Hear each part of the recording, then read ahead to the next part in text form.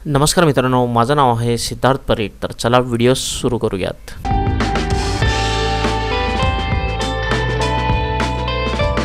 नमस्कार मित्रांनो, तर या व्हिडिओमध्ये मी आहे इरळीमध्ये.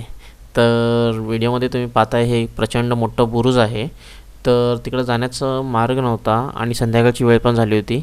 म्हटलं नंतर ना इकडं परत कधी तर आलं तर मी हे रेकॉर्ड करेन. तर मग इकडं एक मोठे मोठे मला वाडे दिसले आणि तिथे विठ्ठल रुक्मिणी यांचं मंदिर होतं. तर मग मी श्रींचे मस्त दर्शन घ्यायचं असं ठरवलं. मग गेलो तर पाहिलं प्रचंड मोठा वाडा आहे आणि जुनं बांधकाम आहे. म्हटलं एखादा व्हिडिओ होईल. मग आत गेलो, मग पहिली पाहणी केली, मग पुजारींशी गप्पा मारल्या.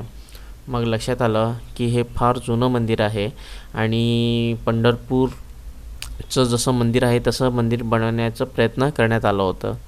तर खूप छान मंदिर आहे. तुम्ही इरळी गावात जेव्हा जाल तेव्हा तुम्ही हा मंदिर नक्कीच पहा आणि श्री विठ्ठल रुक्मिणी यांचे दर्शनही घ्या. खूप छान वाटलं मला. गर्दी नव्हती, काही नाही आणि जुनं बांधकाम शैली होती. जे काही पिलर्स वगैरे आपल्याला बघायला मिळतात व्हिडिओमध्ये ते सगळे सागवानचे होते आणि कमीत कमी 100-200 वर्ष जुने होते. तर खूप चांगलं वाटलं मला इकडचं इन्फ्रास्ट्रक्चर पाहून.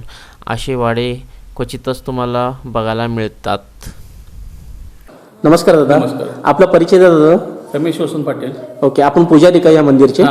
ओके. चारीवाडीचे पुजारी आहे मी. सगळी पूजा करतो स्वतः. बर, आपल्या ह्या विठ्ठल रुक्मिणी मंदिराबद्दल आम्हाला थोडक्यात माहिती द्या. काय काय आहे? ही सगळी पूजा 300 वर्ष, ह्याला 100 वर्ष झाली. अच्छा. जुन्यातलं हे आहे. ही स्वतःचं हे देवस्थान जमीन आहे स्वतः सगळी आमच्याकडचं. ओके. आता हे पंढरपूरमध्ये जसं विठ्ठल रुक्मिणीचं मंदिर आहे तसंच प्रतीक रूप हे बांधले. अच्छा, तसंच त्यांनी बांधले. अच्छा. हे मेन गुरुजी. तर पुजारींनी सांगितल्यासारखं गुरुजींनी हे 100 वर्षापूर्वी बांधलेलं बांधकाम पाहून मला खूप आनंद झाला. तर आपल्याही गावात जर का असे बांधकाम वगैरे असतील तर मला नक्कीच कळवा, जेणेकरून मी आपल्यासाठी एक व्हिडिओ बनवेन, जेणेकरून भरपूर भक्तांपर्यंत असे व्हिडिओज पोचतील. आणि जरी का आपल्या गावामध्ये जुने मंदिरं, बाराव, परत काही जुने इमारती असतील, वाडे असतील, किल्ले असतील तर त्याबद्दल मला कमेंटमध्ये नक्कीच सांगा. इथं मारुतीचं मंदिर आहे, पाहू शकता आपण. आणि गावात एखाद्या माकड किंवा वानराचा मृत्यू होतो तर त्यांची इथे समाधी केली जाते असं ग्रामस्थांनी मला सांगितलं. तर मित्रांनो, जर का आपल्यालाही हा व्हिडिओ आवडला असेल तर आपल्या इतर मित्रांसोबत हा व्हिडिओ शेअर नक्कीच करावा. तर मित्रांनो, आजूबाजूला परिसरामध्ये असं एक ओढा होता, त्याला चंद्रभागा नदीचं स्वरूप देऊन असं ते मंदिराचं दाखवण्याचं हे करण्याचं होतं, पण ते काय सक्सेसफुल झालं नाही असं म्हणतात.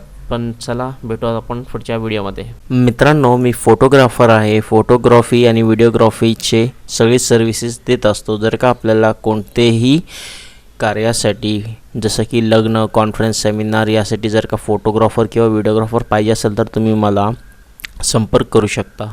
Service all over Bharat.